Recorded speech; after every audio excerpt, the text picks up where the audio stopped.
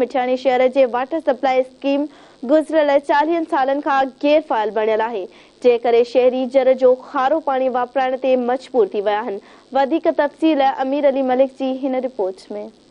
जी बिल्कुल, असां मौजूद आहियूं मिठाणी में। मिठाणी सियासी अदबी लिहाज़ खां तमामु घणी अहमियत रखे थो। हितां जे स्कूलनि मां पढ़ी शागिर्द हुकूमत जे वक़्त सां गॾु अहम उहिदनि ते मुक़ररु थियल आहिनि, पर बदकिस्मतीअ सां मिठाणी खे साफ़ पाणी मुहैया करण जो वाहिद इदारो वाटर सप्लाई गुज़िरियल 40 सालनि खां गैरफ़ाइल बणियल आहे, जंहिं करे हितां जा रहवासी गैर मयारी ऐं ज़हरीलो पाणी वापराइण ते मजबूर आहिनि। हिते हेपाटाइटिस जी बीमारी तमामु घणी फैलिजी वई आहे। हिकु साल जे अंदरि 8 खां वधीक नौजवान हेपाटाइटिस विगी फ़ौत थी विया आहिनि, जॾहिं त केतिरा ई शुगर, ब्लड प्रेशर ऐं ॿियनि बीमारियुनि में मुब्तला थी जिन जूं हयातियूं दाव ते लॻल। हितां जे रहवासियुनि सां ॻाल्हि ॿोल कयूं त हुननि जो वधीक छा चवणु। अदा पाणी त जंहिंखे दुनिया जी हर ॿोलीअ में ज़िंदगी चयो वेंदो आहे, पर असां मिठाणी वारसनि वारनि जे लाइ ज़हर बणिजी वियो आहे। असां 80 फुटनि ताईं 70 फुटनि ताईं खोटाई कयूं था, जर खोटियूं था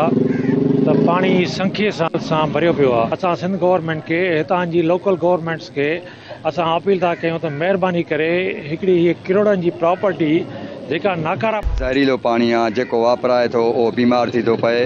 इहा वाटर सप्लाई आहे जंहिंखे तक़रीबन 40 साल गुज़री चुका आहिनि, पर उन जो को बि अञा ताईं को तगारत न कयो आहे। पर आरो प्लान घटि में घटि लॻायो वञे जो। बारिशुनि जे वजह सां हितां जो पाणी ज़हरीलो थी वियो आहे, जे पीअण जे लाइक़ु न रहियो आहे। ऐं नंढड़ा मासूम ॿार जेके आहिनि गैस्ट्रो जी बीमारी में मुब्तला आहिनि, ऐं वॾा जेके माण्हू आहिनि उन्हनि खे मोज़ी मर्ज़नि में मुब्तला थी चुका आहिनि। असां हुकूमत खां मुतालबो था कयूं त महिरबानी करे मिठाणी खे आरो प्लान न वञे ऐं हीअ वाटर सप्लाई स्कीम बहाल कयो वञे।